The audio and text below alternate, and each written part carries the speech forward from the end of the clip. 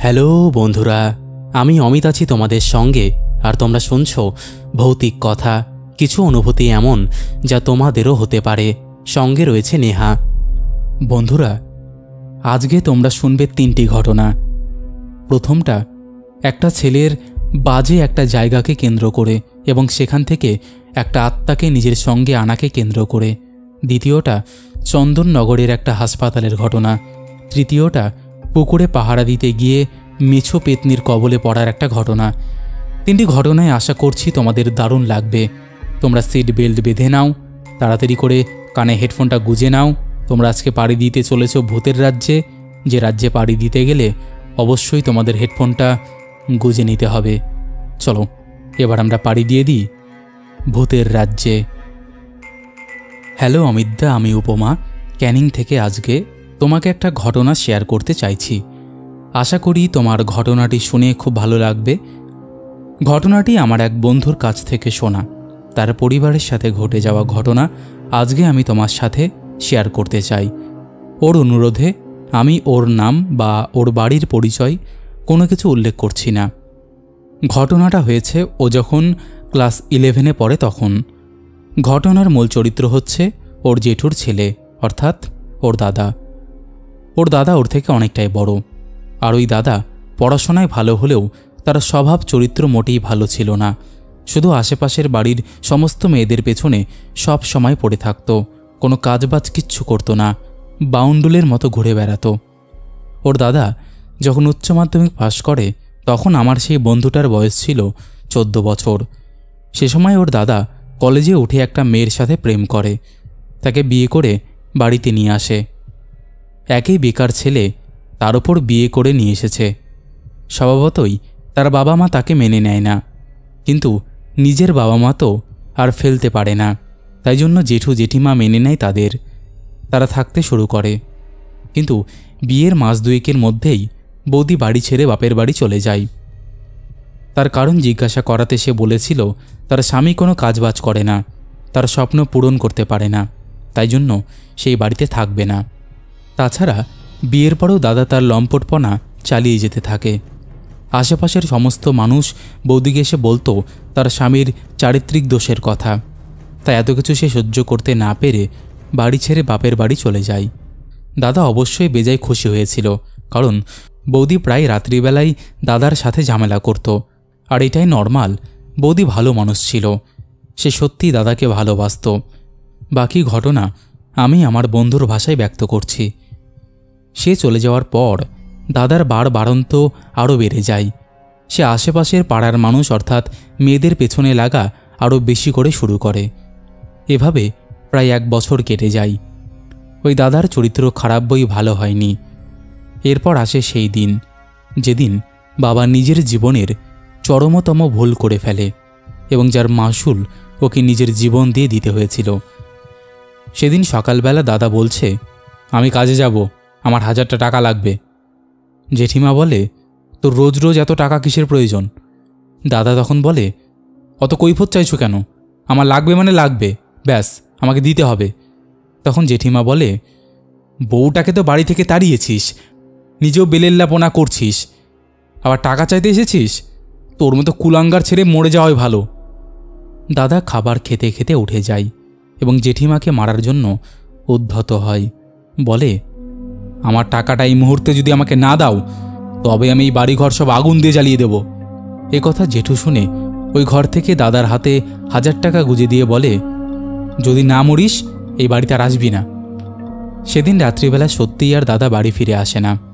সন্তান যতই খারাপ হোক, বাবা মা তো আর সন্তানকে ফেলতে পারে না। তাই জন্য দাদাকে খুঁজতে আমার বাবা মা জেঠু সবাই এদিক ওদিক যায়। আশেপাশে খোঁজাখুঁজি করেও দাদাকে কোথাও খুঁজে পায় না। দাদা 2-1টা বন্ধুকে জিজ্ঞাসা করাতে তারা জানতে পারে যে দাদা একটা বিশেষ জায়গায় গিয়েছে, যেটা মোটেও সাধারণ মানুষের জন্য ভালো জায়গা নয়। আশা করি তাহলে তুমি বুঝতেই পারছো আমি কোন জায়গার কথা বলছি। আমি এখানে উল্লেখ করছি না, তুমি একটু বুঝে নিও। তো পরদিন সকালবেলা দাদা বাড়িতে ফেরার পর আমার বাবা ওর গালে একটা থাপ্পড় মারে। এরপর আমার জেঠিমা ওকে থাপ্পড় মেরে বলে, তুই আমার স্বামীর কষ্টের রোজগারের টাকাগুলো বাজে জায়গায় গিয়ে নষ্ট করছিস। হ্যাঁ, এলা আমাকে শেষ করে দিল। তখন আমার দাদা চিৎকার করে বলে, এই বাড়িতে যা সম্পত্তি আছে সবই তো আমার। তোমাদের তো আমি একমাত্র ছেলে। তোমাদের টাকা মানে আমার টাকা। আমার যা ইচ্ছে আমি তাই করব। তোমরা আমাকে কিছু বলতে পারবে না। এই বলে সে জেঠুকে ধাক্কা মেরে নিজের ঘরে চলে যায়। এইভাবে ধীরে ধীরে দাদার ওই খারাপ জায়গায় যাওয়ার নেশা বাড়তে শুরু করে। একদিন সন্ধেবেলা দাদা জেঠিমার কাছ থেকে জোর করে টাকা নিয়ে সেখানে যায় এবং প্রায় মাঝরাত নাগাদ বাড়ি ফিরে আসে। বাড়ি ফিরে আসার পর দাদার মধ্যে একটা অদ্ভুত পরিবর্তন দেখতে পাই আমরা দেখি দাদার সারা গায়ে নখের আঁচড়, এছাড়া চোখ একেবারে টকটকে জবা ফুলের মতো লাল। সে নিজের ঘরে গিয়ে দরজা বন্ধ করে নেয়। পরের দিন সকালবেলা অনেকবার ডাকাডাকির পরেও দাদা দরজা খোলে না। শেষ পর্যন্ত দরজা ভেঙে দাদাকে একদম অন্যরকমভাবে উদ্ধার করা হয়। দাদার সারা গায়ে অসংখ্য ছিদ্র ছিল এবং সেখান থেকে টপ টপ করে রক্ত তখনও পড়ে যাচ্ছিল। দাদার শ্যামলা গায়ের বর্ণের ওপরও সেই রক্তগুলো যেন আরও স্পষ্ট থেকে স্পষ্টতর হয়ে উঠছিল। সেদিনের পর দাদা বদলাতে শুরু করে। দাদা ঘর থেকে বের হয় না, চুপচাপ নিজের মতো ঘরে শুয়ে থাকে। আর দিনের পর দিন সে বিছানার সাথে প্রায় লেগে যাওয়ার মতো পরিস্থিতি তার হয়েছিল। এভাবে দিন তিনেক চলে যাওয়ার পর জেঠু জেঠিমা তাকে ডাক্তারের কাছে নিয়ে যাওয়ার সিদ্ধান্ত নেয়। ডাক্তারের কাছে নিয়ে যাওয়াতে ডাক্তার শুধু বলে যে তার অ্যানিমিয়ার সমস্যা হয়েছে, সেই কারণের জন্য রক্ত কমে যাচ্ছে। কোনো রকম তাকে ওষুধ দিয়ে বাড়ি পাঠিয়ে দেওয়া হয়। ওষুধেও কোনো কাজ করছিল না। এরপর ডাক্তারবাবু পুনরায় বলে যে তাকে রক্ত দিতে হবে। এরপর দাদা বোতলকে বোতল রক্ত টেনেও তার শরীরে কোনো রক্ত থাকছিল না। আরও 7 দিন কেটে যাওয়ার পর এবার বাড়ির লোক ঠিক করে যে তাকে একটা ওঝার কাছে নিয়ে যাবে, কারণ এত ডাক্তার দেখিয়েও যখন কিছু হচ্ছে না তখন ওঝার কাছে নিয়ে যাওয়াটাই শ্রেয়। ওঝার কাছে নিয়ে যাওয়ার পর ওঝা তাকে দেখে প্রথমেই বলে দেয়, পুরো তো শেষ করে এনেছো, আমার আর কিচ্ছু করার নেই, নিয়ে চলে যাও ওকে। আমার জেঠিমা ওঝার পায়ে পড়ে মাথা ঠুকতে থাকে আর বলতে থাকে, আপনি যদি আমার ছেলেকে রক্ষা না করেন তাহলে আমার ছেলেটা মরে যাবে, কিছু একটা উপায় বলে দিন বাবা। তখন তিনি বলেন, ও যেখানে যেত সেখান থেকে একটা মৃত পতিতার আত্মা নিয়ে এসেছে, আর সেই প্রতি রাতে দাদার ওপর নিজের কাম বাসনা চরিতার্থ করতে থাকে। যখন দাদার শরীরে 1% প্রাণ বেঁচে থাকবে না তখনই সে যাবে, তার আগে সে যাবে না। এই ধরনের পিশাচি যার ওপর একবার ভর করে তাকে সে সম্পন্ন নিঃস্ব না করে, তার প্রাণ পাখি না নিয়ে সে যায় না। এসব বলে উনি দাদাকে একটা মাদুলি এবং জলপরা দেন। মাদুলিটা দাদার গায়ে ধারণ করার সাথে সাথেই ফেটে যায় এবং জলপরা যেটা রয়েছে সেই জলপরাটা কোনোরকম কোনো কিছুর ধাক্কা না খেয়েই নিচে পড়ে যায়। ওঝা অনেক কিছু করার পর শেষে বলে যে ওনার পক্ষে সম্ভব না, বাড়ি ফিরিয়ে দেয় তাকে। এই ঘটনার পরের দিন সকালবেলায় দাদা মারা যায়। বৌদি আবার এসেছিল আমাদের বাড়িতে। দাদা মারা যাওয়াই শেষবারের মতো দেখতে সে আবারও ফিরে চলে গিয়েছিল নিজের বাড়িতে। এই ছিল আমার ঘটনা। যদি তোমার ভালো লাগে তাহলে তুমি অবশ্যই তোমার সুমধুর কণ্ঠে শুনিও। অনেক বড় হোক ভৌতিক কথা ফ্যামিলি, এটাই কামনা করি। ভালো থেকো দাদা, সুস্থ থেকো। Good night. বন্ধুরা, এই ছিল প্রথম ঘটনা। আশা করছি ঘটনাটা তোমাদের বেশ লেগেছে। কেমন লেগেছে তোমরা অবশ্যই সেটা কমেন্ট করে জানিয়ে দাও। সত্যি ঘটনাটা কিন্তু আমার ভালো লেগেছে, আর তার সাথে খুব খারাপও লেগেছে। একটা ছেলে প্রেম করে বিয়ে করলো এবং তারপর সে তার বউকে সময় না দিয়ে, তার বউয়ের সাথে সংসার না করে, কাজকর্ম না করে এইসব করে বেড়ালো। আমি তো এখানে বলা আমার ঠিক না যে তার সাথে যা হয়েছে ঠিক হয়েছে, কারণ মৃত্যু কখনোই কাম্য নয়। কিন্তু এরকম টাইপের ছেলেবেলেকে কি বলা যায়, তাদের জন্য কোনো সিম্প্যাথি আসে না। যাই হোক, আশা করছি ঘটনাটা তোমাদের ভালো লেগেছে। কেমন লেগেছে তোমরা অবশ্যই কমেন্ট করে জানিয়ে দাও। তোমাদের মধ্যে এখনও যারা এই পরিবারে যুক্ত হওনি, যুক্ত হয়ে যাও। একটা কথা, ভৌতিক কথা কোনো রকম অন্ধবিশ্বাস, কুসংস্কার বা কোনো রকম নেগেটিভিটিকে প্রচার করে না। ভৌতিক কথার কাজ শুধুমাত্র মানুষের জীবনে ঘটে যাওয়া ঘটনা সবার সামনে তুলে ধরা, নচেত আর কোনো উদ্দেশ্য নেই। তাই যারা বিশ্বাস করো না তারা এগুলোকে এন্টারটেন করার জিনিস হিসেবেই নিয়ে নাও। তো চলো, আর কথা বাড়াবো না, এবার আমরা শুরু করব পরের ঘটনা। হাই অমিতদা, আশা করি কুশল মঙ্গল আছো, তোমার শরীর ভালো আছে।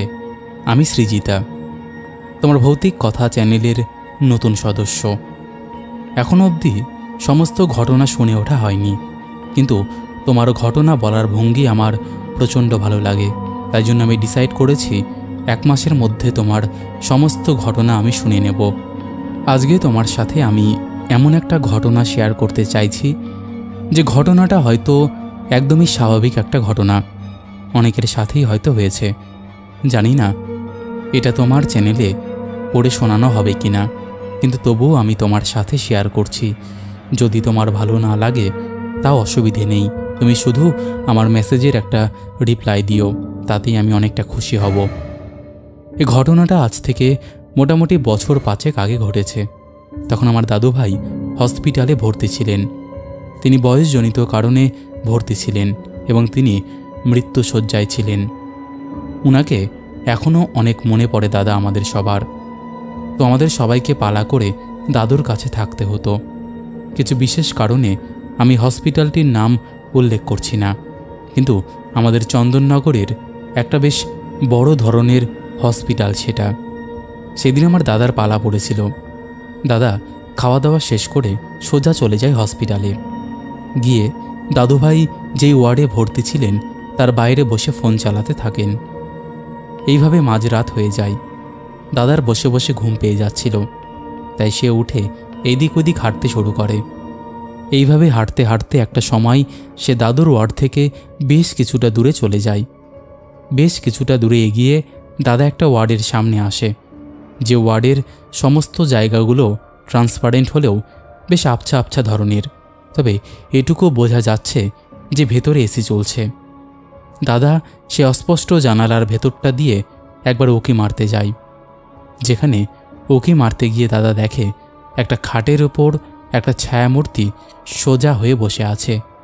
সেই মূর্তিকে দেখে বেশ কৌতূহল হয় এবং বেশ খানিকক্ষণ সেখানেই দাঁড়িয়ে থাকে। এইভাবে কতক্ষণ দাঁড়িয়ে আছে তার মনে নেই। এমন সময় হসপিটালের একটা নার্স দিদি এসে দাদাকে প্রচণ্ড বকাবকি করেন এবং বলেন, কি হলো, এখানে কিসের জন্য দাঁড়িয়ে রয়েছ?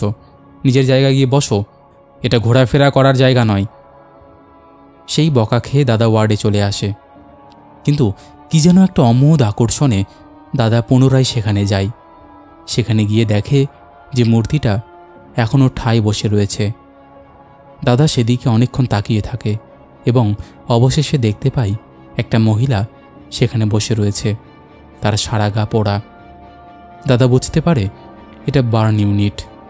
এবার দাদা চলে আসতে চাইছে, কিন্তু আসতে পারছে না। তার মনে হচ্ছে তার পাটা যেন কেউ আঠা দিয়ে জোড়া লাগিয়ে দিয়েছে ফ্লোরের সাথে। এভাবে সে কতক্ষণ দাঁড়িয়েছিল জানে না। হঠাৎ করে তার ফোনটা বেজে উঠল। একটা কথা বলে রাখি, দাদার ফোনের রিংটনটা ছিল হনুমান চালিসা। সেই আওয়াজটা যেন দাদার ধরে প্রাণ এনে দিল। সে কোনোরকম দৌড়ে রুমে চলে গেল। সকালের দিকে যখন ভিজিটিং আওয়ার স্টার্ট হলো, তখন দাদুকে আমার দাদা দেখে বাড়ি চলে এলো এবং বাড়িতে এসে তার প্রচণ্ড জ্বর, প্রচণ্ড ভুলভাল বকছিল। বাড়িতে ঠাকুরের পা ধোয়া জল ছিল, সেই জল দাদাকে খাওয়ানো হলো। এরপর দাদা একটুখানি স্টেবল হয়ে সমস্ত ঘটনা বাড়িতে খুলে বলল। সব শুনে বাড়ির সবাই দাদাকে প্রচণ্ড বকাবকি করছিল। পরের দিন আমার ছোট কাকার সেখানে থাকার পালা ছিল। আমার কাকা প্রচণ্ড চালাক প্রকৃতির একজন মানুষ। দাদার সাথে ঘটে যাওয়া কালকের ঘটনাটাকে নিয়ে কাকার মনে প্রচণ্ড পরিমাণ সন্দেহ দানা বাঁধতে শুরু করে। বিভিন্ন প্রকার অছিলায় সেখানকার একজন ওয়ার্ড বয়ের থেকে সমস্ত ঘটনা জানতে পারে। সে জানতে পারে ওইখানে যে পেশেন্টটা ছিল সে 3 দিন আগে মারা গিয়েছে এবং সেই বেডটা তখন থেকে পুরোপুরিভাবে খালি পড়ে রয়েছে। সেখানে কোনো পেশেন্টকে এনে রাখা যাচ্ছে না। ময়না তদন্তে জানা গিয়েছিল যে মেয়েটি অবিবাহিত অবস্থায় গর্ভবতী হয়ে পড়ে। তার নিজের জেঠুর হাতে সে অত্যাচারের শিকার হয়। সে যখন পুলিশের দ্বারস্থ হওয়ার হুমকি দিয়েছিল, তখন তাকে তার জেঠু আগুনে বিভব করিয়ে দেয় এবং সে মৃত্যুকালীন জবানবন্দিতে সমস্ত ঘটনা খুলে বলে গিয়েছিল। কাকা পরবর্তীকালে কি ঘটনা ঘটেছে সেসব বিষয়ে কিছু জানার আগ্রহ দেখায়নি।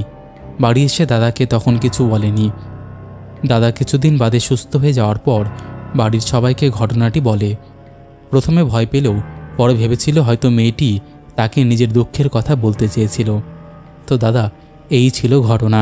ঘটনাটি যদি তোমার ভালো লাগে তাহলে পড়ে শুনিও। খুব ভালো থেকো, সুস্থ থেকো, টেক লাভ। বন্ধুরা, এই ছিল দ্বিতীয় ঘটনা। আশা করছি এই ঘটনাটিও তোমাদের ভালো লেগেছে। সত্যি হসপিটালে বহু রকম ঘটনা ঘটে যায়। হাসপাতালের ঘটনা আমরা আগেও বহুবার শুনেছি, যেগুলো আরও ডেঞ্জারাস। এবং আমাদের এই চ্যানেলে, আমাদের এই পরিবারে একটা হসপিটালের ঘটনা খুবই হিট আছে। তাই তোমরা যারা যারা এখনও সেই ঘটনাটা শোনোনি, সেটা অবশ্যই মোস্ট পপুলার আপলোডসে গিয়ে শুনে নিও। আর হ্যাঁ, তোমরাও যদি এরকম ঘটনা শেয়ার করতে চাও তাহলে অবশ্যই আমাদের সাথে কন্ট্যাক্ট করতে পারো। আমাদের পুরো টিমের হোয়াটসঅ্যাপ নাম্বার থেকে শুরু করে সমস্ত সোশ্যাল মিডিয়ার লিঙ্ক তোমরা ডেসক্রিপশান সেকশানে পেয়ে যাবে। তো আর দেরি কিসের, তাড়াতাড়ি কন্ট্যাক্ট করে নাও। একটা কথা মাথায় রাখবে, এখানে সবার ঘটনাই শোনানো হয়, সেটা হোক না হাতে লেখা, সেটা হোক না ইংলিশ ওয়ার্ডে লেখা, এখানে সব কিছুই গ্রহণযোগ্য। তো আর দেরি কিসের, চলো এবার আমরা চলে যাই পরের ঘটনায়। হাই অমিতদা, আমি আমার নিজের নামটা উল্লেখ করছি না কিছু কারণবশত। আমি ক্লাস 12-এর একজন স্টুডেন্ট, আর তোমার অগণিত ভক্তদের একজন। আজকে আমি আমার বাবার সাথে ঘটে যাওয়া একটা ঘটনা তোমাকে শেয়ার করতে চলেছি। ঘটনাটি তোমার ভালো লাগবে আশা করছি। ছোট থেকে আমরা সবাই কম বেশি মেছো পেতনির গল্প শুনেছি। আমার বাবার একটা পুকুর আছে, সে পুকুরে আমাদের মাছ চাষ হয়। বর্তমানে সেই পুকুরটা আমরা লিজে দিয়েছি। আগে আমার বাবা, আমার দাদু এনারাই নিজেরা চাষ করত। আমার বাড়ি জঙ্গিপুর নামক একটা জায়গায়। জঙ্গিপুর স্টেশন থেকে নেমে 5 মিনিট হাঁটলেই আমাদের সেই পুকুরটি পড়ে। যদি সেখানকার মানুষ ঘটনাটি শুনে থাকে তাহলে তারা নিশ্চয়ই রিলেট করতে পারবে। আমার বাবার বয়স তখন 14 বছর। সারাদিন আমার বাবা বাড়িতে থাকত, আর শুধু রাত্রেবেলা সে যেত মাছ পাহারা দিতে। অন্যান্য দিনের মতো সেদিনও সে একই কাজ করতে গিয়েছিল। সেদিন বাবা রাত্রে ভাত খায়নি, তাই আমার ঠাকুমা বাবার জন্য ভাত পোটলাতে করে বেঁধে দিয়েছিল। পোটলার মধ্যে ছিল ভাত, একটা ভাজা আর ইলিশ মাছের ঝোল।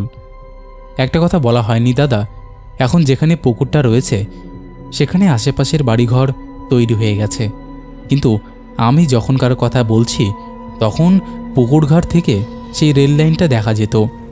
বাবা পুকুরের একপাশে একটা ছোট্ট জায়গা আছে, সেখানে অবশেষে হালকা তন্দ্রাচ্ছন্ন হয়ে বসেছিল।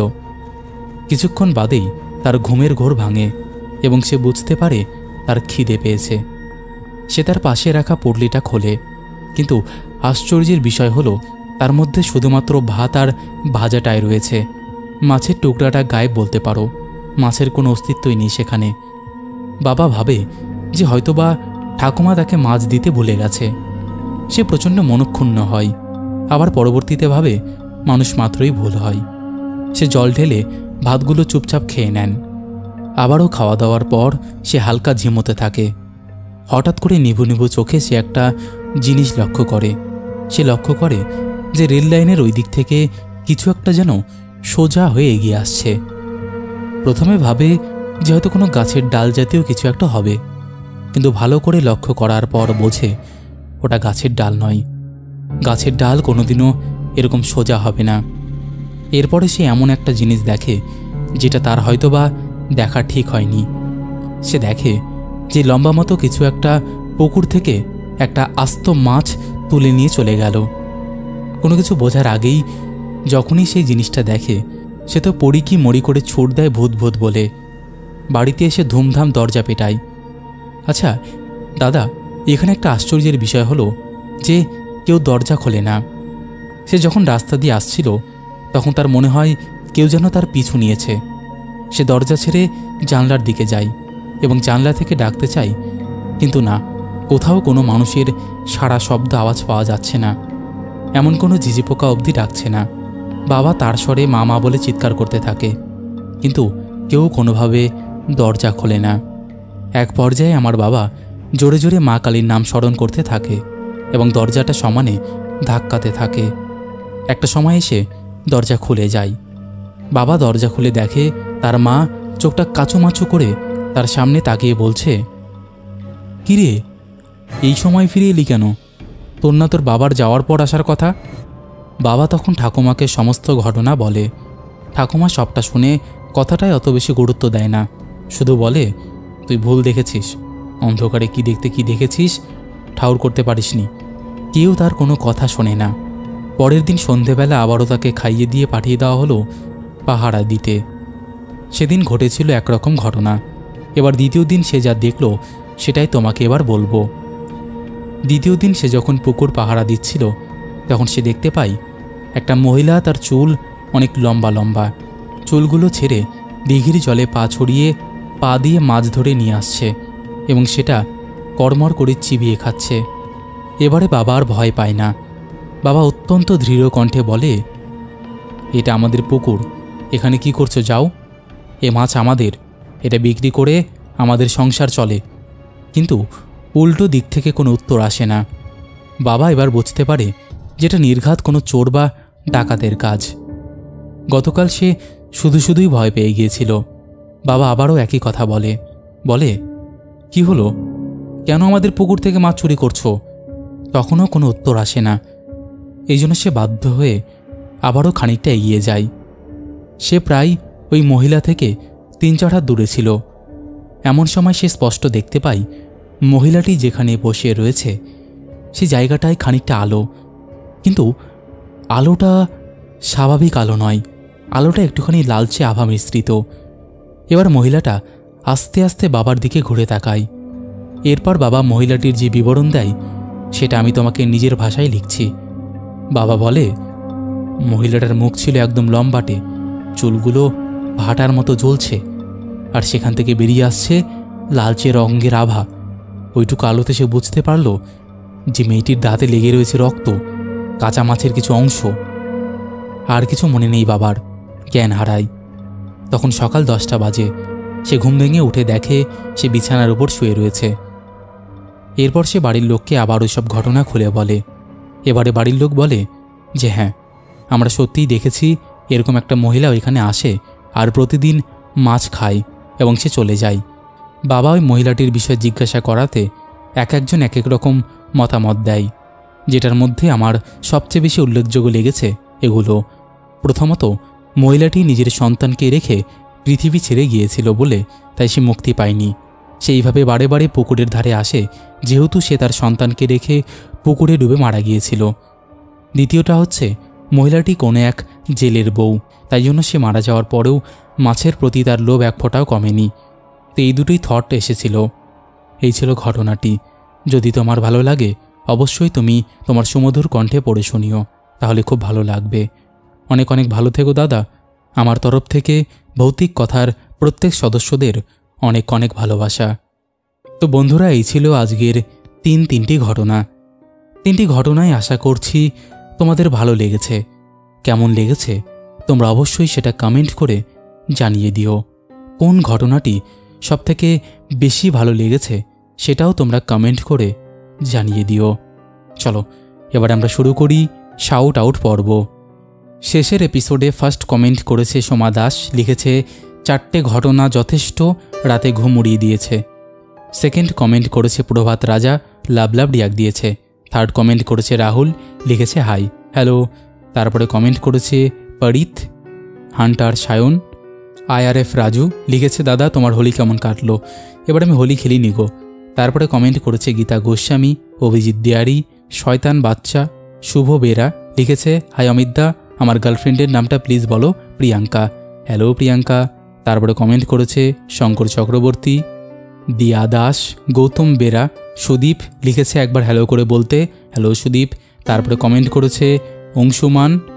তারপরে কমেন্ট করেছে অনুনয়, সৌরভ সাহা, লিখেছে একবার তিতিক্ষা বিশ্বাস হ্যালো করে বলো, হ্যালো তিতিক্ষা। তারপরে কমেন্ট করেছে পূজা দে, লিখেছে আমি খুব ভালো আছি, তোমার গল্পগুলো খুব ভালো লাগে, না শুনলে রাতে ঘুম আসে না। Thank you so much. তারপরে কমেন্ট করেছে রিজু, লিখেছে একবার হ্যালো করে বলতে, হ্যালো রিজু। তারপরে কমেন্ট করেছে চুমকি ঘোষ, বিশ্বজিৎ দাস, তাহির জোয়াইর, রেখা পাসমান, কিংসুক দাস, সোমা জানা, নন্দিনী রয়, মিস্টার অয়ন, মনিকা ত্রিপুরা লিখেছে ওয়াও সুপার। তারপরে কমেন্ট করেছে কার্তিক মণ্ডল, লিখেছে সো নাইস দাদা ভাই। সৌরভ তিতিক্ষা লিখছে দাদা সৌরভ সাহা নামটা একবার হ্যালো করে বলো। হ্যালো সৌরভ। তারপরে কমেন্ট করেছে মিরাজ ফিটনেস, লিখেছে ভৌতিক কথা আমাদের ছোটোবেলার দিদি নানির মুখে শোনার অনুভূতি জাগায়। ধন্যবাদ ভৌতিক কথা চ্যানেলকে এবং অমিতদাকে। Thank you. আমাদের এটাই ইনিশিয়েটিভ যে তোমরা যাতে সেই ফিলিংসটা অতটা আমরা দিতে পারবো না, আমি জানি সেইটা কখনোই সম্ভব না, বাট আমরা কিছুটা হলেও সেটা পূরণ করার চেষ্টা করছি। তারপরে কমেন্ট করেছে অর্পিতা বেরা, লিখেছে ওয়েটিংয়ে ছিলাম তোমার ঘটনা শোনার জন্য, খুব ভালো লাগে, from Uttarpara. Thank you so much. তারপরে কমেন্ট করেছে মিষ্টি পাখি, লিখেছে ঘটনাগুলোই যেন ভাটা পড়েছে, কেমন একটা ঠান্ডা মেরে গেছে, অনেকগুলো নয় একটাই দাও যেটা জমিয়ে যাবে। না গো, ঘটনায় ভাটা পড়েছে এটা বলা ভুল, কারণ আমি ওই রকমই দেওয়ার চেষ্টা করি, বাট এমন তো হয় না যে সবাইকে ফিরিয়ে দেবো। তাই জন্য আমি একটা এপিসোড করি যেখানে সবার ছোট ছোট ঘটনা, যেগুলো অ্যাটলিস্ট 6 মিনিটের, সেগুলো আমি দেওয়ার চেষ্টা করি, যাতে আমরা তো একটা পরিবার না, সবাইকেই তো সবারটাই তো ভাবতে হবে। যাই হোক, তোমরা অবশ্যই শুনবে আশা করছি। তারপরে কমেন্ট করেছে অক্ষয় অধিকারী, শাহরুখ আলী, বিশ্বজিৎ সর্দার, নিউ বয়, অভিজিৎ মধু, লিখেছে দাদা আজকের ঘটনাটা দারুণ ছিল আর অনেক ভয়ের ছিল। দাদা একবার নামটা বলো। আমার নাম মধু, আমি অনেক বড় ভক্ত তোমার। থ্যাংক ইউ সো মাচ গো। হ্যালো মধু। তারপরে কমেন্ট করেছে দীপ চক্রবর্তী, লিখেছে এত কথা বলে ভিডিও লেন্থ বড় করার কোনো মানেই হয় না। ভাই আমি এখানে নিজে থেকে কিছু বলিনি ভাই, যারা লিখেছে সেটাই বলেছি জাস্ট, আর এমন কিছু বাজে ছিল না সেখানে। সুপ্রিয়া দাস লিখেছে বাহ 4টে ঘটনা, তাহলে সিট বেল্ট বাঁধতেই হবে, পড়ে যাওয়ার সম্ভাবনা থেকেই যায়। Thank you. তারপরে কমেন্ট করেছে পাপড়ি দোলা, বিদিশা ঘোষ, অপর্ণা দত্ত, রঞ্জিত দাস, আশিস কোলে, সঙ্গীতা মজুমদার, রোহিত রয়, ডিজে ব্লগার অনিশ, লালটু ডলুই, অঞ্জলি মণ্ডল, অভি স্টুডিও, সঙ্গমিত্র রয়, বর্ষা চ্যাটার্জি, জয়শ্রী গুপ্তা, সোনিয়া দত্ত লিখেছে দারুণ লেগেছে দাদা, সত্যি কথা বলতে এখন আমি আমার ছেলে ঘটনা না শুনলে ঘুমই ধরে না। থ্যাংক ইউ সো মাচ গো, থ্যাংক ইউ সো মাচ। তোমরা এভাবেই কমেন্ট করে যাও আর আমাকে মোটিভেট করে যাও, যাতে আমি আরও ভালো ভালো ঘটনা তোমাদের শোনাতে পারি। তো এরকম আরও অসংখ্য প্রিয় মানুষেরা আমাদের শেষের এপিসোডে কমেন্ট করেছে, যাদের কমেন্ট আমি আর চাইলেও পড়তে পারছি না। তো আজকের মতন এখানেই শেষ করছি, আবার দেখা হবে নতুন কোনো ঘটনা নিয়ে।